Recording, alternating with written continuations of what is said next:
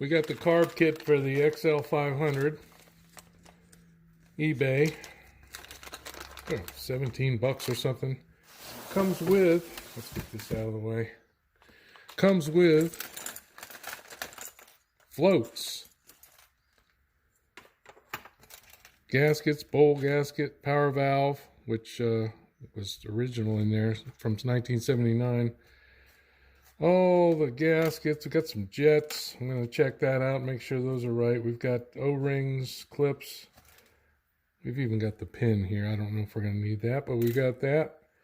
And what was missing was, it doesn't come with an accelerator pump. Back in the late 70s and early 80s, they had accelerator pumps in these carburetors. This is the original one. This was shot. I couldn't get, it wouldn't squirt anymore. I mean, you used to be able to twist the throttle and it would squirt down the bore. I'll show that later. But, so I couldn't find one online for this carburetor. So I found one for the Honda 750 that I have, and it's actually identical other than the length of the shaft. So what I did was I got a butt connector and I cut a piece off of the other shaft and I lengthened this. It needs to be trimmed about 10 millimeters maybe. When I put it together, I'll set it. But this is the extended version, and I soldered it. You can see a little solder in there. So she's pieced together, and the joint is in the right spot where it won't hit anything. It'll work fine. But now we should have the extra squirt there when we twist the throttle. Make sure this all fits nice here. Yeah, lines up. Looks good. So let's get this thing started. Okay, let's blow this thing out. We've got a one-way valve right here. This is a check valve. It has to flow. Let's check it out. It's a check valve.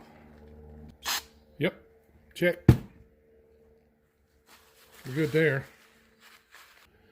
These holes, have to line up with these holes. Pretty simple. I don't know what this O-ring's for. Maybe it's something for the 750. All right, we got a new spring.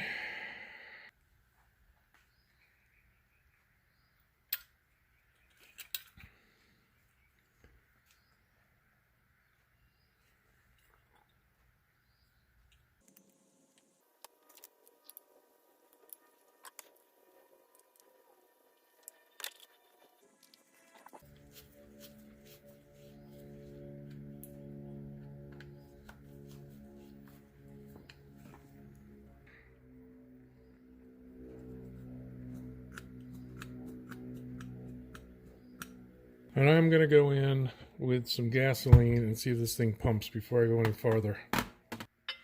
Further.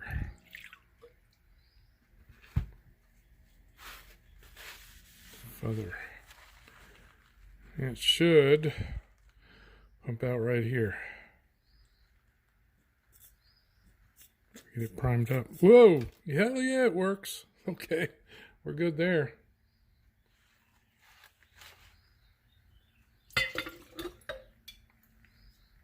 Just got this new aluminum bench top here. It is nice. From the old wood one I had. Okay, there's plenty of carb rebuild videos out there, and there's a really nice one for this particular carburetor. So I'm not going to go through that, but I got the accelerator pump working, and now I'm going to just go ahead and do the the needle and seat and the usual. The only other thing would be the power valve. I didn't see anybody working on this. This keeps it from backfiring when you're decelerating. I guess it shuts off a passage or opens up a passage. I'm going to replace that. That goes in. It goes in here. Pretty simple. Take the old one out, put the new one in.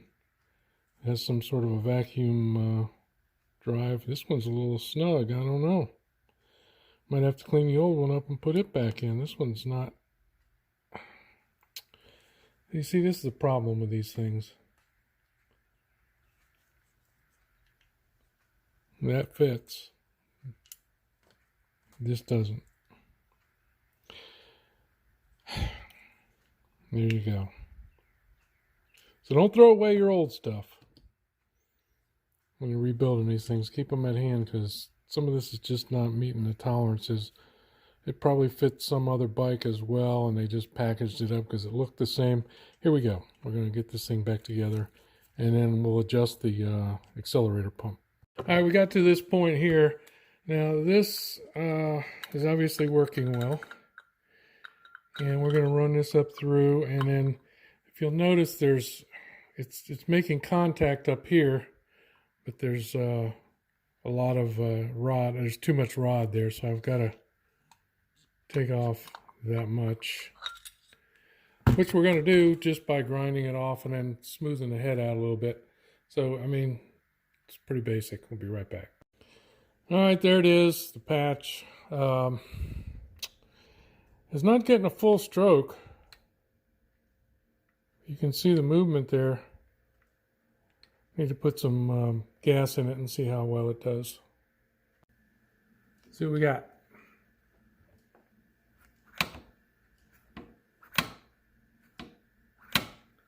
It's a squirt. It works.